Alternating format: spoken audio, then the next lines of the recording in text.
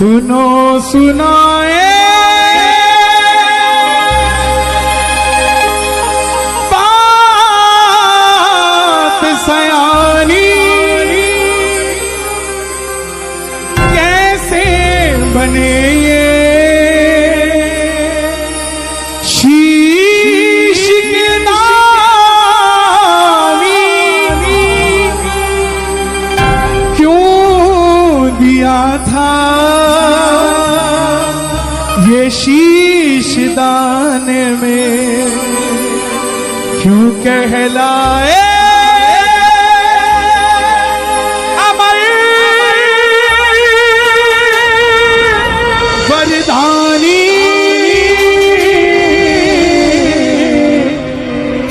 खाटू नरेश की जय।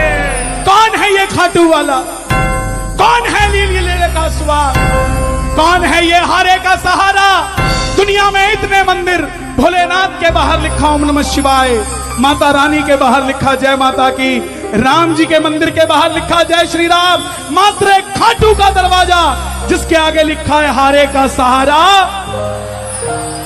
हारे का सहारा, हारे का तू है सहारा सावरे, हमने भी तुझको है पुकारा सावरे, हारे का तू है सहारा सावरे, हमने भी तुझको है पुकारा सावरे।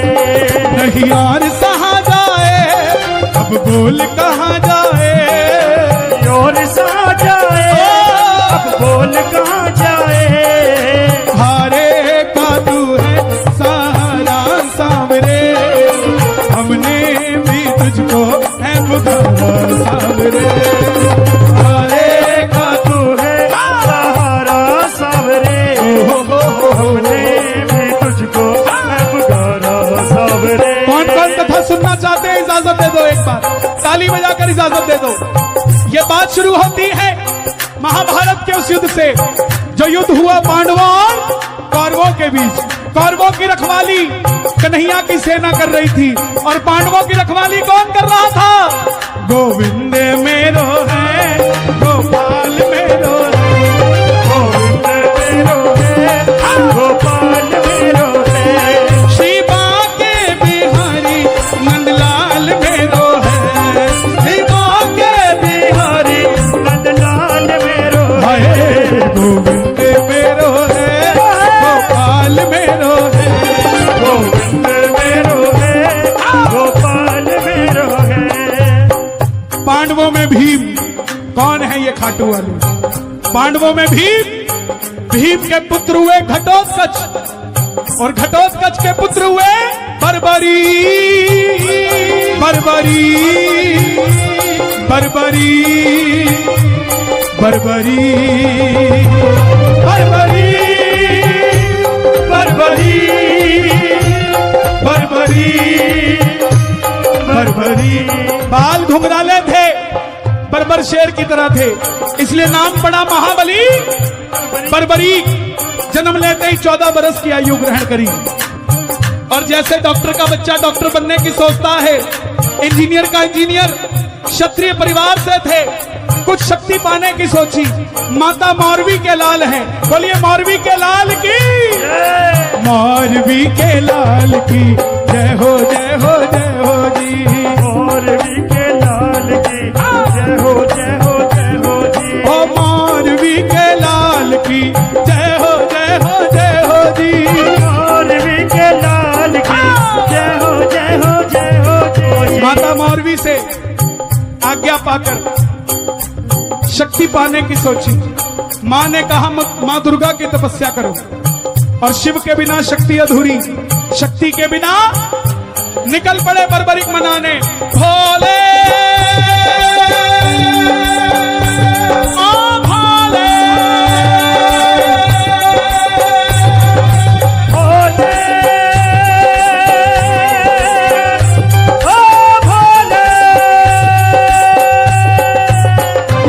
तू मेरा मैं तेरा, तू मेरा मैं तेरा, मुझे शांति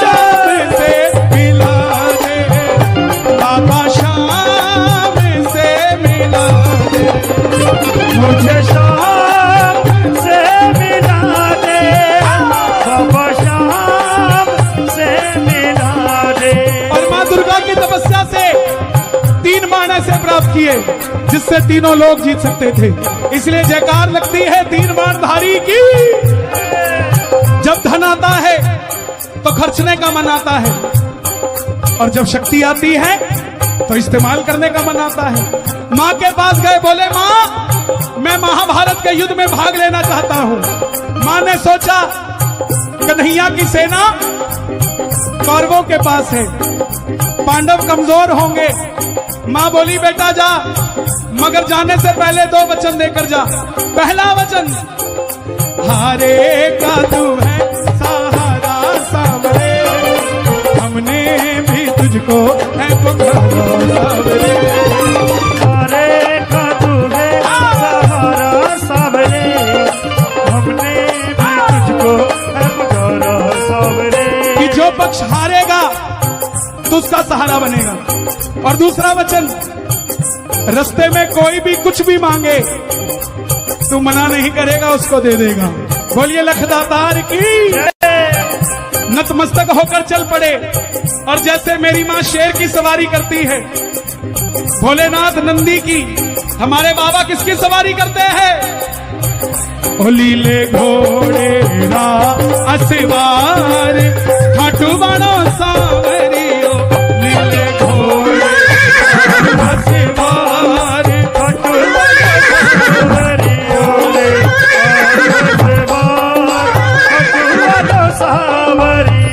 निकल पड़े बर्बरीक युद्ध की ओर।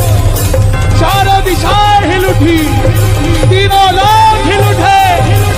युधिष्ठिर हिल गए, भीष्म पितामह हिल गए, दुर्योधन हिल गए, द्रोणाचार्य हिल गए, महाभारत का युद्ध हिल गया। कौन आया? कौन आया? बर्बरीक।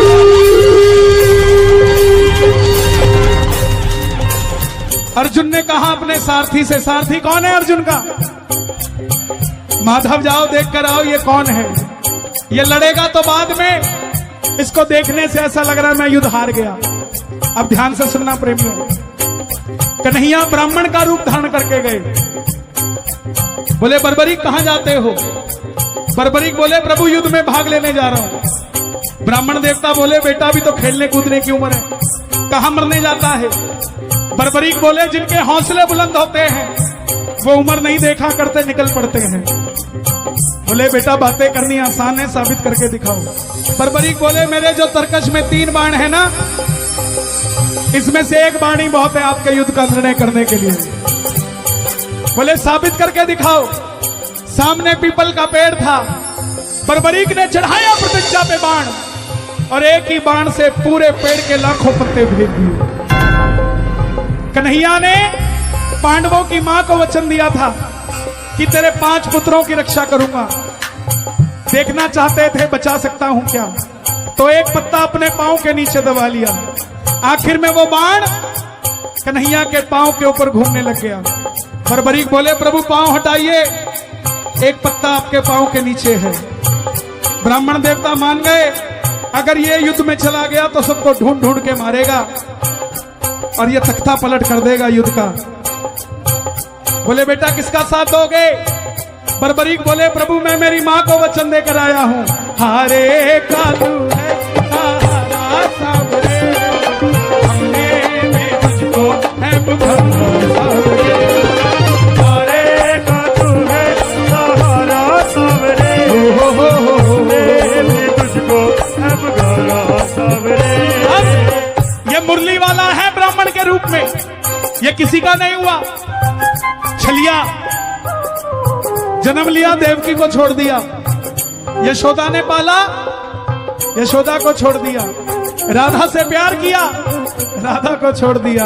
ब्रज में रहा, ब्रज को छोड़ दिया।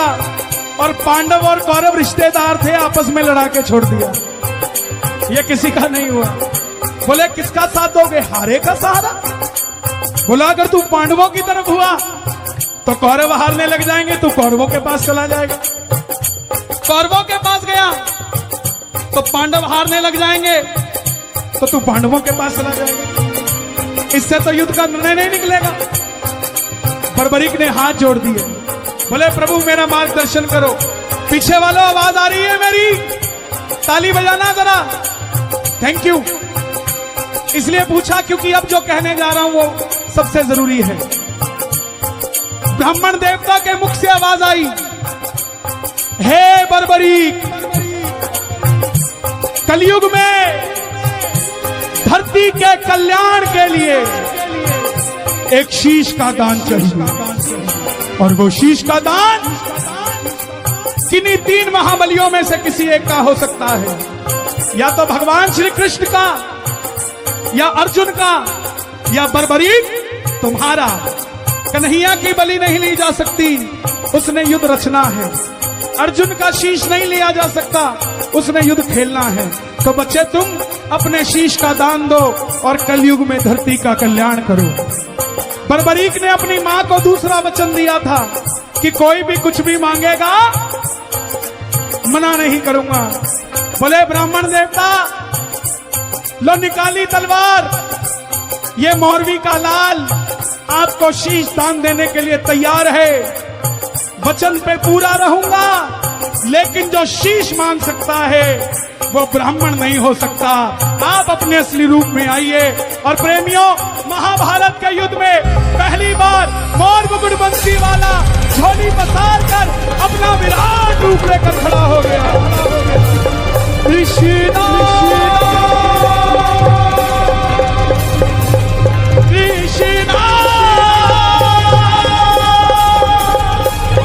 कृष्णा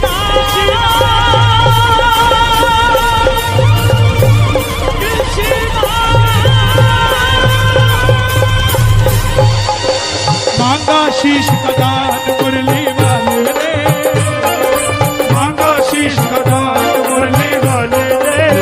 और बर्बरीक ने निकाली तलवार, दे दिया शीश उतार काटू।